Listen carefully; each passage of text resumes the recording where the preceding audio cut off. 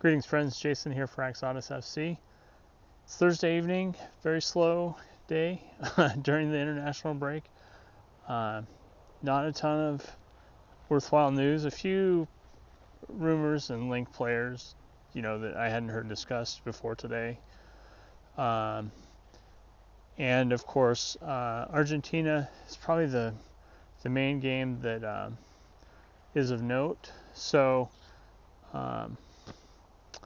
I think significant, for Tottenham in that game. Lo Celso will be on the bench along with Messi, and Romero will start, of course, and other notable starters: Alvarez from Man City and McAllister from Liverpool. Premier League wise, pretty much, the usual strong squad, it looks like, against Paraguay. So I wouldn't be too concerned for Argentina. It'll be interesting to see how that one turns out. But just stay healthy, people. And so as far as players we're linked to, a few people were talking about the winger for Galatasaray. Let's see. I'm struggling with this name. It's a little tricky. Aktürkoğlu. Kerem Aktürkoğlu. Tongue twister. He's had a good Champions League so far for them, I believe, and really started coming onto people's radar. But from like a fantasy perspective, he is actually a powerhouse on So Rare. Like, routinely puts up max numbers. He's like a $60 card. And actually on a strategy, completely, I first heard a mention of him today on Spurs Talk Show. Sean Butler was talking about him this morning on his walk, but then later today, I also, on a So Rare Strategy podcast, they also kind of threw his name out there as like a top performer, and so people that know about him, definitely, but definitely for people that just follow the Premier League or whatever, he's going to be under the radar.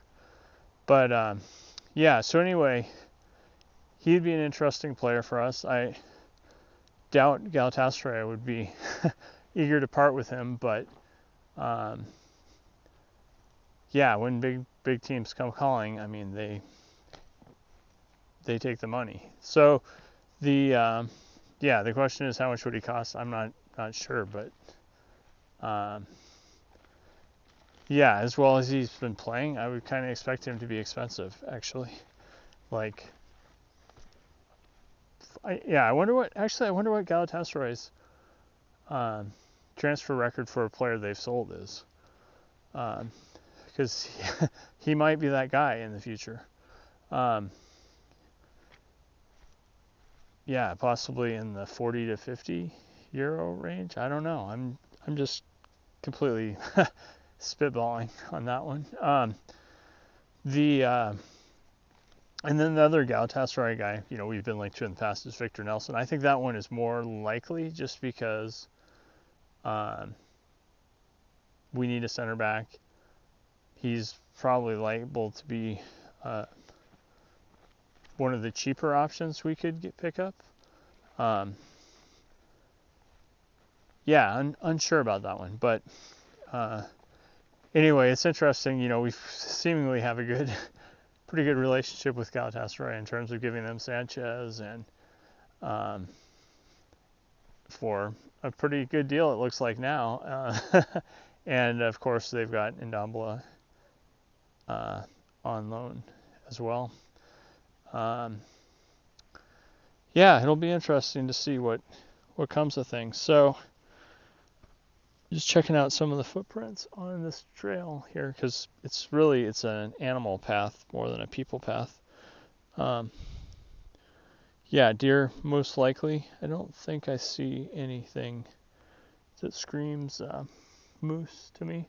But actually, I do think with that moose walked real close to our front porch, like late at night at some point earlier, based on some tracks that I saw yesterday. So anyway, kind of funny. I guess the last thing I want to finish with is Sonny had an interesting comment in an interview that he did in Korea today, I think, or recently, in terms of basically he said that he's got 0 personal ambitions this year, and he's focusing fully on the team, and letting the personal benefits derive from that essentially. And so far it's working great, seemingly. So I think that's a pretty cool approach that he's had, and I think it's why he's such a great captain for us, which I always felt he would be. But yeah, no, he's been as good or better than I had hoped he would be, actually. And I don't know, it's interesting too. I feel like the way he approaches, I mean, I don't have a good feel for how he is as a captain for South Korea. And anyway, yeah, so I'm curious to see. He always seems so serious when he's playing for his national team, at least to me. Where, at least from my perspective, it seems like he's a little more, always been more relaxed with Tottenham. But anyway, he's done fantastic, and